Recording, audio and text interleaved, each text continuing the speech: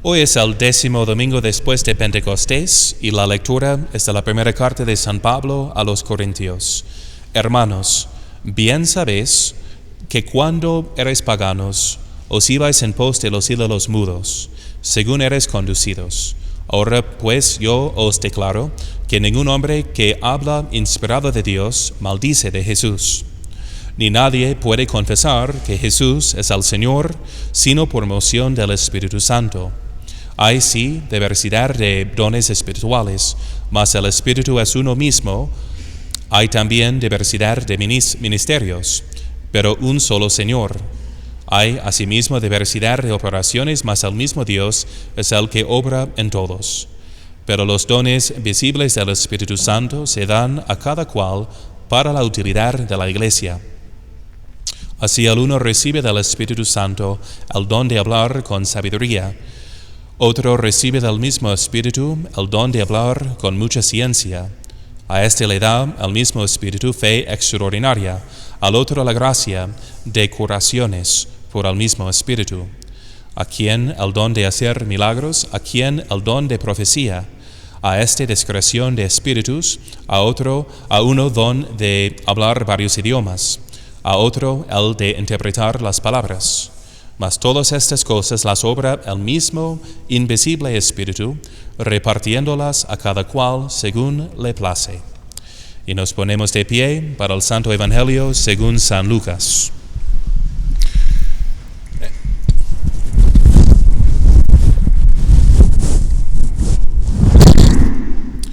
En aquel tiempo dijo Jesús a ciertos hombres que presumían de justos y despreciaban a los demás esta parábola.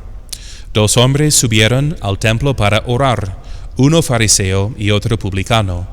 El fariseo en pie oraba en su interior de esta manera: Dios, gracias te doy, porque yo no soy como los demás hombres, ladrones, injustos, adúlteros, ni tampoco como este publicano.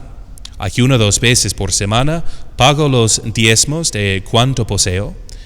El publicano, al contrario, puesto allá lejos, ni se atrevía a levantar los ojos al cielo, sino que se golpeaba el pecho diciendo: Dios mío, ten misericordia de mí, que soy un pecador. Os digo que este es el que volvió justificado a su casa, mas no el otro. Porque todo el que se ensalza será humillado, y el que se humilla será ensalzado. En el nombre del Padre, y del Hijo, y del Espíritu Santo. Amén. Ave María Purísima. Pues también les aviso que mañana es la fiesta de Santiago Apóstol, Santiago Mayor, el padre de la hispanidad, al que misionó por primera vez en lo que iba a ser la futura España. Entonces, y es uno de los patronos de la Arquidiócesis de Guadalajara. Y el martes es la fiesta también de Santa Ana. Pues hoy la Iglesia nos propone meditar la virtud de la humildad como remedio contra nuestra soberbia. Entonces meditemos primeramente qué es la soberbia. Porque nos dice la palabra de Dios que al inicio de todo pecado es la soberbia, que primeramente aparta uno de Dios. Hay uno ya capaz de romper su ley y desobedecer a Dios, poniéndose en el lugar de Dios. Y como es el inicio de todo pecado, en ese sentido de desobediencia o de apartarse de Dios, era también el primer pecado que se cometió. Fue el pecado de Satanás, un ángel dotado de Dios que le dijo: no te serviré. Es como un ladrón, un mentiroso que recibe todo de Dios, pero se lo apropia a sí mismo. Entonces es su lema, como dijo una vez en un exorcismo, es a mi manera, ¿verdad? Esa es su canción favorita, de hacerlo a su manera, de no servir a nadie más. Es también el mismo pecado que vimos en Adán y Eva. Entonces, que quienes decidieran ser como Dios sin Dios, decidiendo que fuera el bien y el mal. Así nos hace pensar y nos debe de dar un santo temor de que si los ángeles, dotados de tanta gracia, tan inteligentes, tan virtuosos, y si Adán y Eva también, llenos de gracia y de dones preternaturales, eran capaces de pecar por este pecado de soberbia, igual nosotros, con aún más facilidad. Entonces, que recordemos que es un pecado más grave que los pecados de la carne, que no tienen ni sienten la tentación hacia ellos los demonios, por ejemplo. Pero la soberbia sí. Y si nos preguntamos si es un pecado capital, hay unos santos que lo ponen en la lista en vez de la vanagloria siendo como su expresión principal. Pero Santo Tomás opta por no ponerla en la lista de los pecados capitales. Dice más bien es el capital de los capitales. Es aún más capital, digamos, más profundo. Y cita a San Gregorio Magno, que dice que la soberbia, reina de los vicios, cuando se apodera del corazón, lo entrega a los 7 vicios capitales, como si fueran capitanes de un ejército devastador, de los cuales nacen otros muchos vicios. Y en ese sentido nos dice Santo Tomás que la soberbia es el pecado más grave. Aunque obviamente odiar directamente a Dios es más grave por su objeto, ¿no?, de ser una ofensa directa contra Dios. Dice la soberbia es el más grave en cuanto a la aversión a Dios, de que se aparte uno de Dios. Dice, porque en otros pecados el hombre se aparte de Dios por ignorancia, por la flaqueza o por el deseo de otro bien.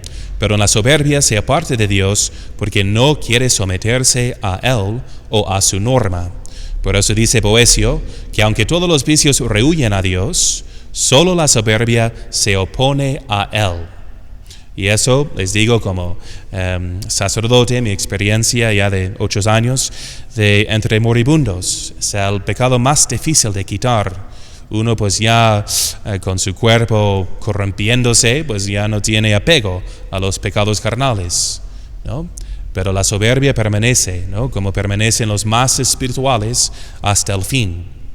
Me acuerdo de un señor que no quería confesarse, diciéndome que no era necesario confesarse con un sacerdote.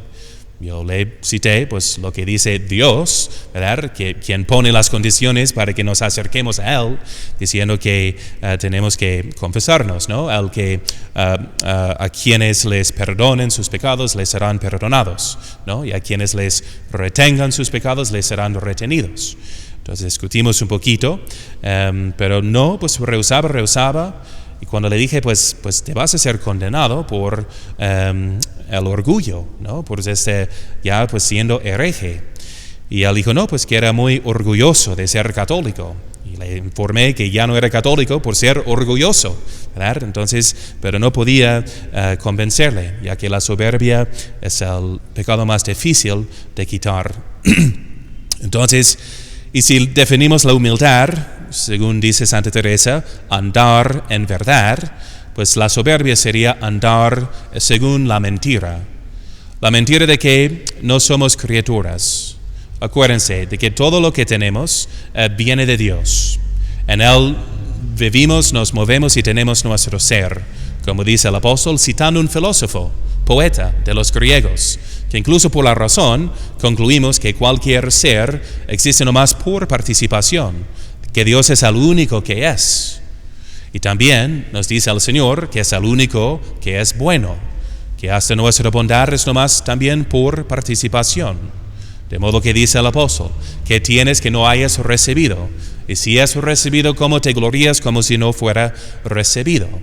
Escuchamos hoy que que nadie puede decir que Jesús es el Señor, sino por moción del Espíritu Santo.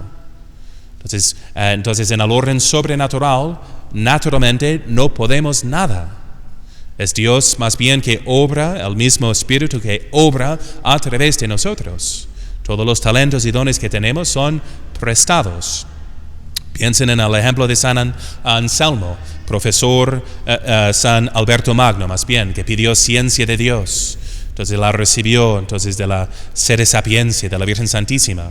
Pero quien le informó que al fin de su vida se la iba a quitar. Y así era el filósofo, biólogo, teólogo más grande de sus tiempos, hasta que un día se quedó como tonto. Se le fue toda su sabiduría. Y sabía por eso que se le acercaba la muerte. Entonces tenemos todo nomás de préstamo y mañana daremos cuenta a Dios quien nos ha prestado los dones. Esa es la clave de la humildad.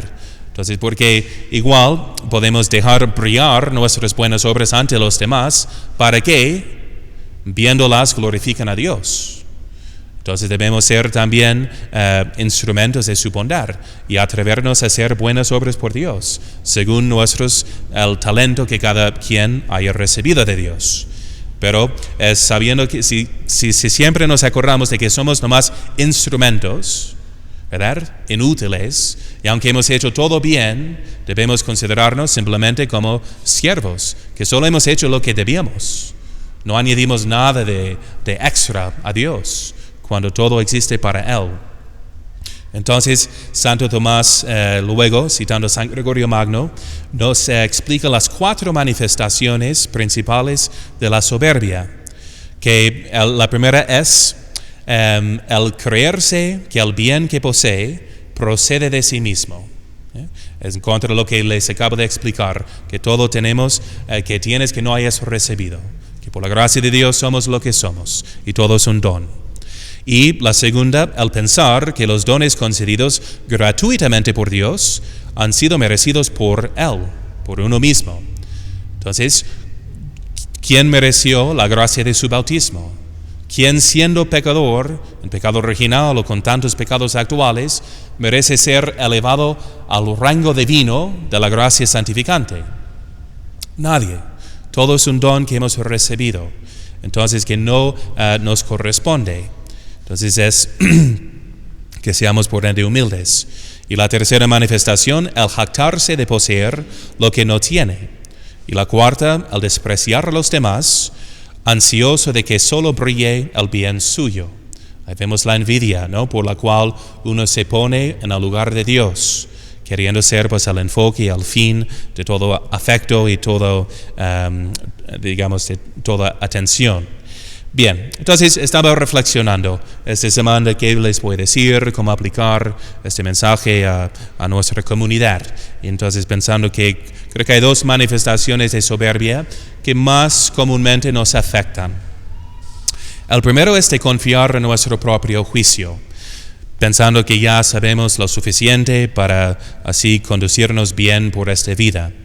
Entonces la Escritura dice en los Proverbios capítulo 3 versículo 5, confía en el Señor con todo tu corazón y no te apoyes en tu propio entendimiento. Pensando en mis años de sacerdocio, pensando que la mayoría de los problemas por los cuales la gente busca consejo es por haber hecho malas decisiones en la vida, así especialmente en la juventud, cuando todavía no sabemos nada por falta de experiencia, o sabemos muy poco. ¿Cuántos no se aconsejaron con sus padres o con sus padres espirituales en cuanto a la elección de su vocación o estado de vida o de su futuro cónyuge, ¿no? ¿Cuántos han hecho una mala elección que luego afecta a toda la vida y hasta la crianza de los hijos? Entonces, ¿cuántos dirán, pues, es que no estaba pensando? Pero tomen en cuenta que no tenemos que ser muy inteligentes para ser santos, solo tenemos que ser humildes, ¿verdad? Y si no sabemos mucho, entonces podemos participar en la sabiduría de los mayores simplemente por aconsejarnos. Pero ¿cuántos, por ejemplo, por cometer errores con este espíritu de independencia falsa, ¿no?, de que ya va a ser su propia persona, rechazando todos los buenos consejos de cómo ser una buena persona de sus papás, ya empiezan a cometer pecados, por ejemplo, como la fornicación, que resulta en cambios drásticos para la vida, ¿no?, ya formando una familia antes del tiempo debido, o ya escogiendo de solucionar este problema por un asesinato de un niño a través del aborto. Entonces, que seamos humildes, siempre buscando consejo de los que saben, porque es sumamente razonable hacerlo. Dice Santo Tomás, uno de poca ciencia está más cierto de lo que oye de un sabio que de lo que juzga por su propia razón, ¿no? Es el principio que aplicamos cada día. Yo no discuto con mi mecánico ni con mi médico, ¿no? Entonces sé que sabe mucho más que yo, entonces nomás confío en su juicio. ¿verdad? Entonces, y así me hago sabio por participación. Dice, con mayor motivo, entonces el hombre está más cierto de lo que oye de Dios, que no puede engañarse, que de lo que ve con su propia razón, que sí puede engañarse, ¿no? Si solo nos aconsejáramos más, ¿verdad? Sabiendo que tenemos a los santos a nuestra disposición, que nosotros, sus siervos, ¿verdad? Entonces nos dedicamos por años y años de estudiar toda la ciencia de los santos para poder ser sus médicos espirituales. Siempre estamos, por ende, pues a sus órdenes, ¿no? Para aconsejarles y para que no hagamos malas decisiones que afectan a toda la vida. Bien, entonces, y la otra manifestación muy común, según mi observación, es que nos indignamos mucho y perdemos la paz ante las molestias y maltrato que nos causan los demás. Tras de esta indignación hay una soberbia, ¿no? De que nos creemos dignos de algo mejor. Pero si tomamos en cuenta que somos pecadores, que por un solo pecado mortal hemos merecido el infierno, ¿por qué deben de tratarnos bien los demás? ¿A poco no nos corresponde? Y para hacerlo aún más sencillo, porque no les voy a explicar toda la teología, digamos, de la humildad, porque tomen en cuenta, el Señor nos propuso un camino más fácil de seguir. No tenemos que ser teólogos o ni memorizar tantas definiciones, ¿verdad? Si la humildad es andar según la verdad, nuestro Señor dice, yo soy el camino, la verdad y la vida. Y solo tenemos que imitar a Él, que nos dio tantos ejemplos concretos para ser santos. Entonces empecemos con su ejemplo. ¿Cómo vamos a ser humildes? Tomando en cuenta que Cristo es el único que es digno de alabanza, del buen trato de los demás. Es el único que es inocente y justo, por ser Dios infinitamente santo. Entonces, pero ¿cómo era la vida del único que mereció una vida buena? Pues vemos que primeramente dice San Pablo, siendo en la forma de Dios, aunque siendo en la forma de Dios, se anonadó, se humilló a sí mismo, tomando la forma de esclavo. ¿Y cómo nació el Rey de los cielos? Pues en la noche, en una cueva, entre animales, ya rechazado por su pueblo que no tenía lugar, no tenía mesón para él. Y luego, ¿cómo empieza su vida? Entonces pasa 30 años sujeto, sumiso a San José y a Santa María. Dios mismo, el Creador, sujeto a sus criaturas. Para darnos el ejemplo, ¿quién se puede indignar de la obediencia o sumisión a los demás? Entonces, y luego pasa 30 años en esta vida ordinaria, con María Santísima, San José, pues no presumiendo sus obras, una vida desconocida, escondida, para darnos este ejemplo de humildad. Y luego, ¿cómo empieza en su vida pública? ¿Cómo anda? Pues es el hombre que no tiene lugar donde recostar la cabeza, iba de pueblo a pueblo, ¿verdad? Entonces haciendo milagros, pero luego huyendo de la alabanza, sabiendo que la misma muchedumbre que aplaude que grita Hosana en las alturas, mañana van a decir crucifícale, que la opinión de los hombres es vana, ¿no? Como dijo, no se entregó a ellos porque sabía lo que está dentro del hombre, que es vanidad.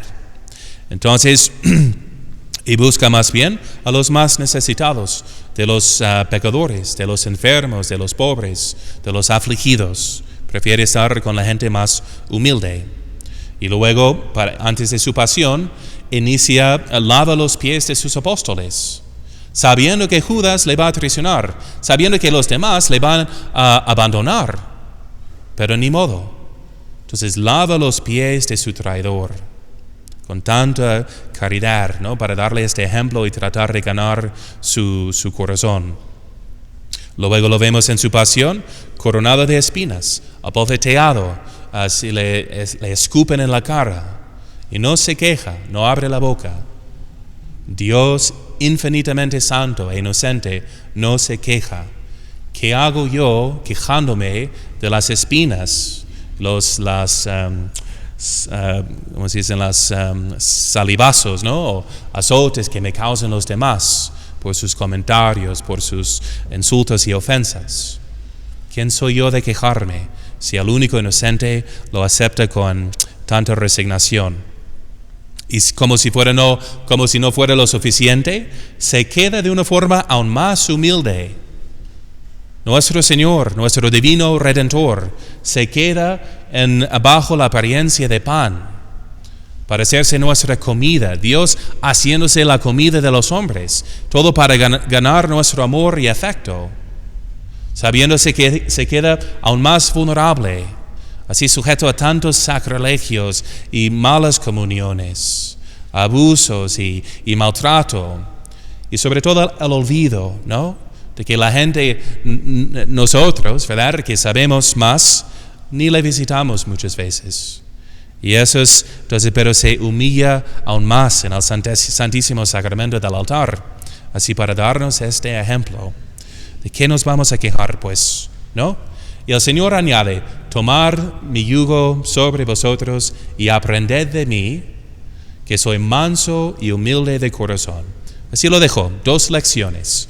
No nos pidió aprender a hacer milagros ni predicar. No será un don para cada quien, ¿no? Como leemos hoy de San Pablo, pero todos tenemos esa lección. Esas 2 lecciones que contienen todas las demás, de ser mansos y humildes de corazón. Porque Dios da gracia a los humildes. Si somos humildes seremos ensalzados por Él. Y que añade que será el premio, y hallaréis descanso para vuestras almas. La paz que tanto buscamos se basa primeramente en la humildad. Porque ¿cómo inquietarnos o impacientarnos si sabemos que hemos merecido la cruz y las molestias de esta vida? ¿No? Entonces nos hace humildes, quiere decir, pues hacia la tierra. Si estamos en la tierra no podemos caer, ya estamos ahí. Por no tener una opinión ensalzada de nosotros mismos, una opinión falsa de lo que somos. Entonces les recomiendo esta semana, pues para crecer en la humildad, y todas las semanas realmente, esas preciosas letanías de la humildad, que dicen lo siguiente: Jesús, manso y humilde de corazón, del deseo de ser estimado, amado, buscado, alabado, honrado, preferido, consultado, aprobado, halagado, líbrame, Jesús. Del temor de ser humillado, despreciado, rechazado, calumniado, olvidado, ridiculizado, burlado, injuriado, líbrame, Jesús. Jesús, manso y humilde de corazón, haz nuestro corazón semejante al tuyo, y así sea. María, Madre de Gracia, Madre de Misericordia,